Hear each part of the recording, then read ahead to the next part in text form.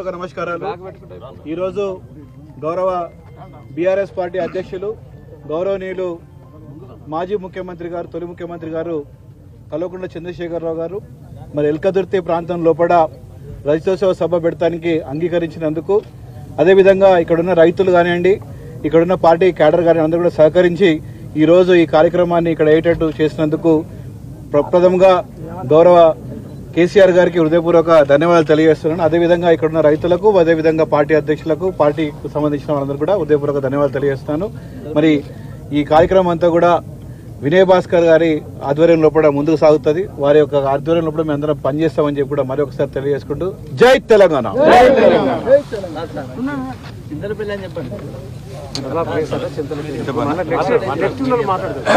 ఈ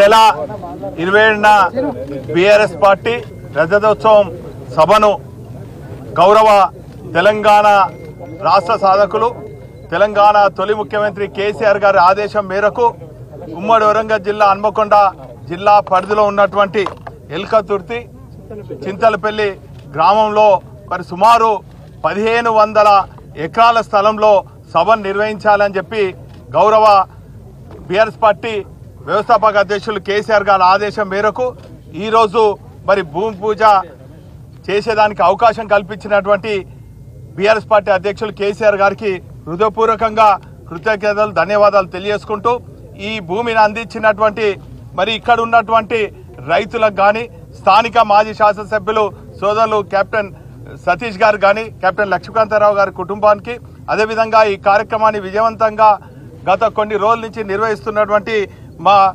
ఎమ్మెల్సీ శ్రీనివాస్ రెడ్డి గారు కానీ పల్ల రాజేశ్వర్ రెడ్డి గారు అదేవిధంగా రవీందర్ రావు గారు పెద్ది సుదర్శన్ రెడ్డి గారు మాజీ మంత్రివర్యులు దయాకర్ రావు గారు అనేక మంది పెద్దల సహకారంతో స్థలమంతా కూడా సేకరించడం జరిగింది।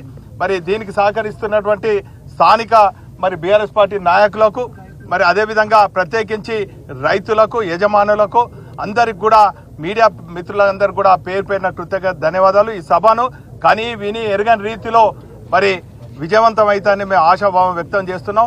ఇప్పటికే ప్రతి గ్రామంలో మరి ఈ సభా స్థలిని చూడటం చుట్టుపక్కల ప్రాంతాల వాళ్ళందరూ కూడా వేలాదిగా రావటం మరి ఆ సభను లక్షలాదిగా తరలివచ్చి మరి గత 15 నెలల నుంచి ప్రజా వ్యతిరేక చర్యలకు పాల్పడుతున్నటువంటి కాంగ్రెస్ కానీ కేంద్రంలో ఉన్నటువంటి బీజేపీకి వ్యతిరేకంగా ప్రజలందరూ కూడా మరి యుద్ధం ప్రకటించాలని చెప్పి మరి ప్రజలందరూ కూడా సిద్ధంగా ఉన్నారు। కేసీఆర్ గారి నాయకత్వంలో ఖచ్చితంగా ఈ సభను విజయవంతమైందని కూడా ఈ సందర్భంగా తెలియజేస్తారు।